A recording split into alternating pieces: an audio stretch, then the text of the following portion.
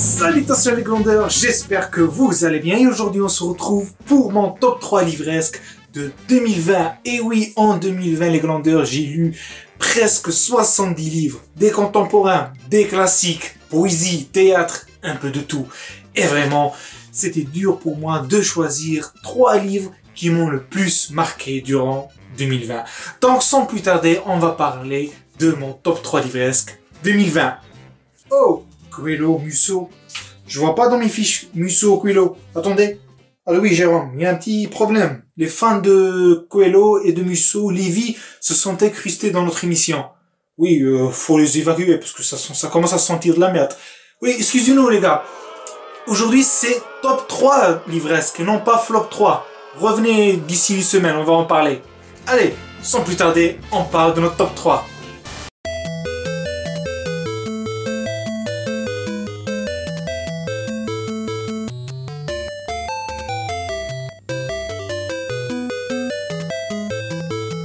Nous revoilà les grandeurs et dans la 3e place, nous avons Le Premier Homme de Albert Camus.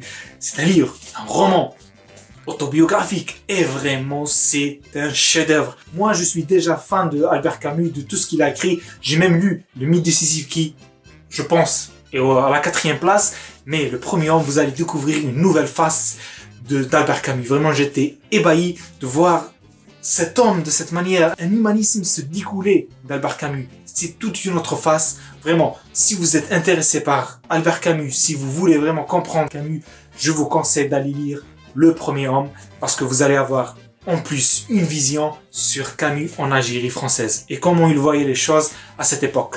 Donc, question politique, Algérie française et même comment il a vécu en Algérie, vous allez être servi dans Le Premier Homme. On passe au 2e livre. Dans la 2e place, les grandeurs, c'est un autre récit presque autobiographique, c'est celui de Martin Eden ou tout simplement Jack London. Et oui, Jack London a essayé en quelque sorte d'écrire un roman autobiographique où il parle de sa jeunesse, de comment il a vécu et surtout comment il est devenu écrivain. Les questions, les problèmes sociaux qui ont touché en quelque sorte Jack London et comment il est parvenu à devenir écrivain. Je ne peux pas vous dire plus, mais sûrement cette année je vais réaliser une vidéo consacrée à Martin Eden parce que c'est un chef-d'œuvre de la littérature. Vraiment, j'ai déjà lu beaucoup de Jack London, Cro-Blanc, L'Appel de la forêt, etc.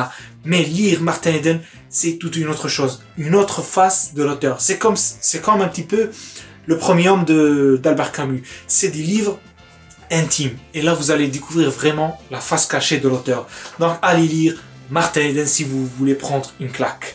Et bien sûr, maintenant, on va passer au dernier livre, mon top 1, le meilleur livre lu en 2020. Eh bien, les grandeurs, le meilleur livre lu en 2020, c'est Le Comte de Monte Cristo d'Alexandre Dumas. Eh bien, Alexandre Dumas, c'est la 2e fois qu'il se classe dans le top 1. Déjà en 2016, si je ne me trompe pas, j'ai classé Les 3 mousquetaires d'Alexandre Dumas dans mon top 3. Il était le premier et en 2020, il récidive l'auteur avec Le Comte de Monte Cristo et c'est un chef-d'œuvre. Presque 2000 pages de péripéties, d'aventures, de retournements de situation. Vraiment, c'est alléchant. C'est de la vraie littérature et surtout de la vraie littérature romanesque. Vous allez prendre plein la gueule. Edmond Dantès, c'est un personnage culte de la littérature mondiale et de la littérature française. J'ai déjà fait une vidéo sur Le Comte de Monte Cristo et ce que j'en ai pensé. Allez la regarder, je vais vous la laisser ici. Donc, c'est un chef-d'œuvre. Lisez Alexandre Dumas, Le Comte de Monte Cristo. Cette histoire, elle a été en quelque sorte calquée depuis le 19e siècle jusqu'à nos jours, presque par la majorité des écrivains qui écrivent des romans d'aventure. Donc, voilà en quelque sorte les grandeurs, mon top 3 livresque 2020. Le Comte de Monte Cristo dans la 1re place, ensuite Martin Eden et enfin Le Premier Homme d'Albert Camus. À vous maintenant les grandeurs, n'hésitez pas à me dire votre top 3 livresque de 2020. Sur ce, prenez soin de vous et on se retrouvera très prochainement pour parler de notre flop 3. Et oui, il y en a. J'ai eu plein de boosts cette année.